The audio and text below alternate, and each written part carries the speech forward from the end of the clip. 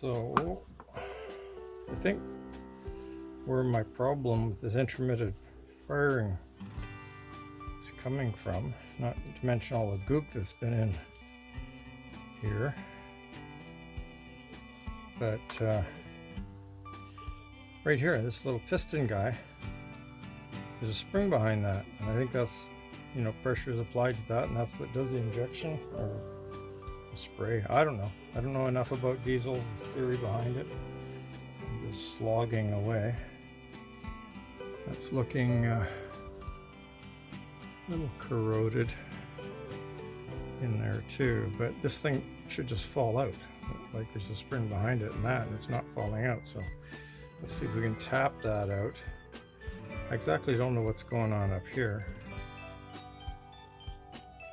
but again, I like using the welding tip cleaners for reaching in and exploring. But in the meantime, we need, it's here somewhere. Oh yeah, right there. We need a punch, and there's a little hole in the middle of there. And I'm not exactly sure if this is the correct way of doing it, but it works for me, so that's all I worry about. Set that right in the center with a center punch, and just tap it with my hammer here. Ah, there we go. We jarred that out. Oh boy, is that ever stuck in there? So that could be causing the stickiness, intermittent stickiness. Oh, look at the junk in there too. Yep, I mean that should just fall in and out of there. So I must have some scaling in here that needs to be cleaned. And definitely that's supposed to come apart. Whoop, that doesn't even want to come apart.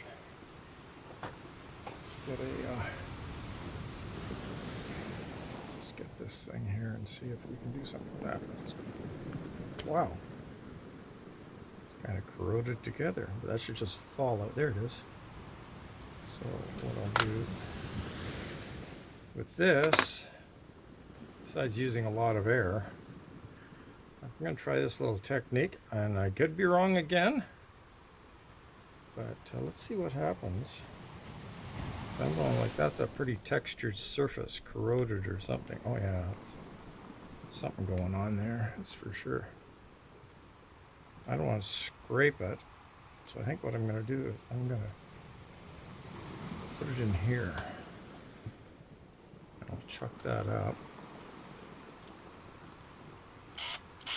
And let's just get a little bit of very fine, worn out emery cloth here. Again, probably the wrong thing to do, but I'm going to buff that up.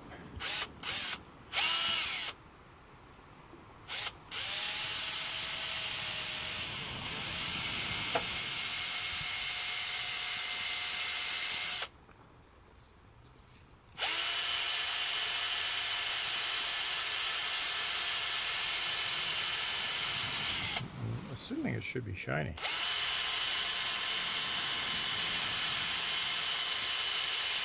It's got a coating on it for sure.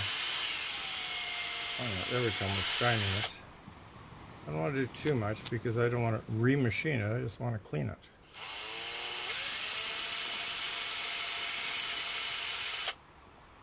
There we go. That's looking better. Looks even, smooth. That must. I don't know. No idea what I'm talking about, but anyhow, if it works, it works. It's kind of like the farmer's solution, I guess. Let's see about scraping this back a little bit, just to loosen that up.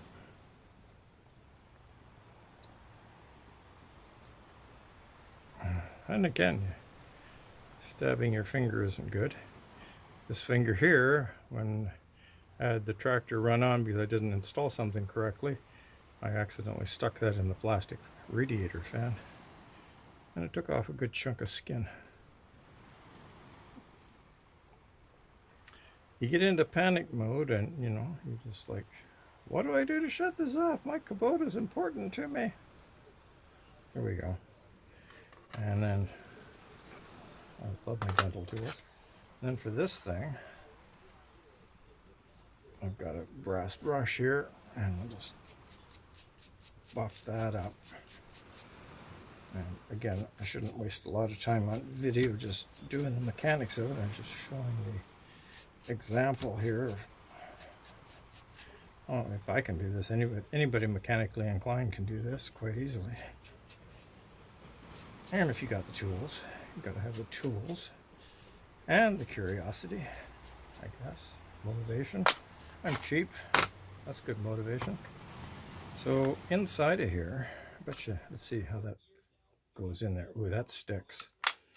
So I've got what I call dental tools. I've got this one over here. And let's just see. Oh yeah. I'm not too worried about scratching this metal because it's very high quality steel. Precision machine, but here the precision isn't that important because the spring just sits in here as long as it's not binding. Oh yeah. I'm scraping out a lot of stuff there.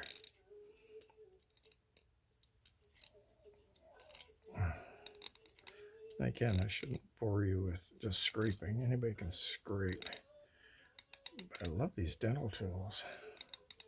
As long as I don't stab my finger. I go to the college where the hygienist students work on my teeth, and it takes forever. It's, oh wow, look at it. Oh yeah, I can see that chipping off, just like on the other parts. And it's 4 sessions, 4 hours. And they play around in your mouth for a long time. So you get used to, I've been there going there for 10 years, and you get used to listening to them talk and how they use their tools. And you know, you gotta figure out, you know, where the sharp edges are. And again, you don't want it to break and stab you. Wow. But I can actually see those scaling coming out. So I'm thinking that if the spring can't retract, it's going to run a lean. I mean, this thing was still running, but just occasionally would misfire. And I'm not going to spend $318 Canadian to buy new highly machined injectors when I can do some homework and just clean them. Okay, well, I'm going to go blow that out. Just for the fun of it. Oh, okay, so now, yeah, we've got some movement there. There we go.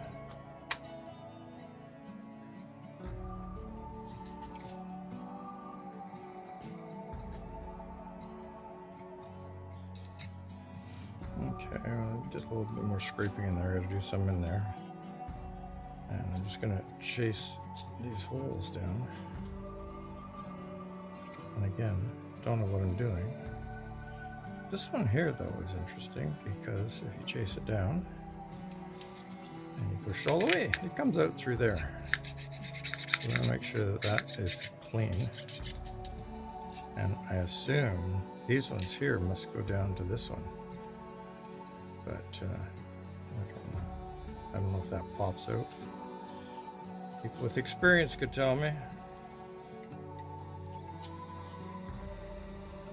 I always want to know why. A little bit about the theory behind, or at least a diagram of the fuel flow.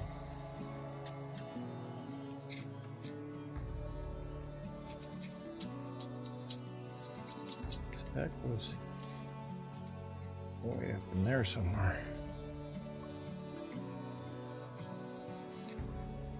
I don't know. I think it's connected to that hole there. I don't know. Probably is, eh? That would make sense. I guess. Well, maybe not. I don't know. Because why would that go through there? I don't know. Just clean it. That's all I can do. Just clean it.